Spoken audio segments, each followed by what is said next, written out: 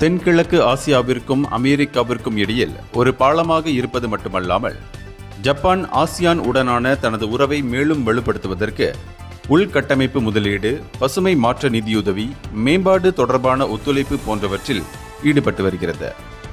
ஜப்பானின் சுதந்திரமான திறந்த இந்தோ பசிபிக் இலக்கு மோதலை தவிர்ப்பது போன்ற ஆசியான் மதிப்புகளுடன் எதிரொலிக்கிறது என்றும், ஃபுகுடா கோட்பாட்டின் கீழுள்ள வரலாற்று உறவு ஜப்பானை ஆசியா பசிபிக்குடன் ஒருங்கிணைக்க உதவியுள்ளது என்று ஆய்வாளர்களான ஜோயன் லின்னும் கென் ஜிம்போவும் கூறினர்.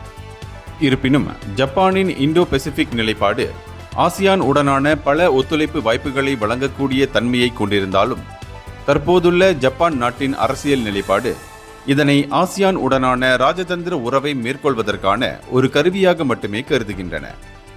இந்த வாரம் ஜப்பான் வெளியுறவுத்துறை அமைச்சர் தகேஷி இவாயா கோலாலம்பூரில் ஆசியான் தலைவர்களை சந்தித்து விரிவான மூலோபாய ஒத்துழைப்பை மேம்படுத்துவது குறித்து பேசினார்.